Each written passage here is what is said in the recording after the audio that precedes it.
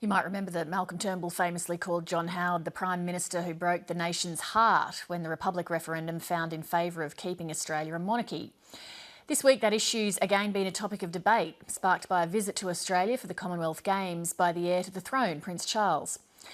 The battle lines may be old, but Andy Park has been meeting the young monarchists and Republicans, taking the fight to a new generation.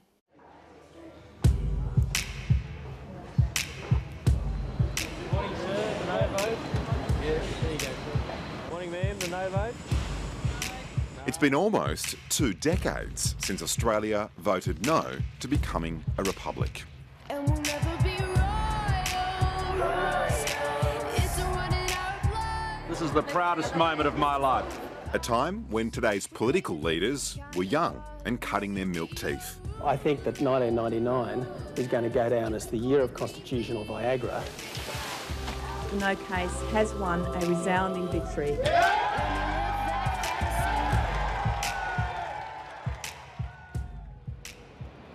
Since then, the former chair of the Australian Republican movement is now our Prime Minister. The Queen, well, she's still our Queen, and Australia is no closer to becoming a republic. Or is it? 23-year-old Vanessa Song is part of the Australian Republican movement, and 25-year-old Rachel Bales is the secretary of the Young Monarchists League. The young ideologues maintaining old battle lines. This is a really fresh time for the monarchist movement in Australia. We're mostly made up of, our spokespeople are mostly made up of young people, and they're people who may not have even been alive at the time of the referendum. They're people who look at people like Prince Harry, his soon-to-be wife, William and Kate, and sees really positive role models and a fresh time for this country. Do you feel like there is a generational change now, and perhaps there might be a different view if that referendum was to take place today? I think that at the time that we considered this question in a referendum, it was quite an anxious time for the royal family. We'd just seen the divorce of the Prince of Wales and his wife, and baby boomers had a huge impact on this debate. Now we've seen people who were children at the time of the referendum become adults and look around at our country and the state of politics today and say, look, this is actually a source of stability, not instability. And do you believe that Prince Charles may have a different view about Australia becoming a republic, you know, after Paul Keating's comments to that effect? It's true that Prince Charles has private views like any human being has. And even if he did somehow believe that this might be an appropriate course of action for our nation to take, that wouldn't change what we think as a country as to whether we should become a republic. So for a young Republican, I mean, you were, what, 4 when the referendum was voted on? I mean, hasn't this been done and dusted? I think there's a lot left to be said, and I think young people are as angry and ready as ever for change. Why not change our system, change our government, and make sure that an Australian can be a head of state of our country?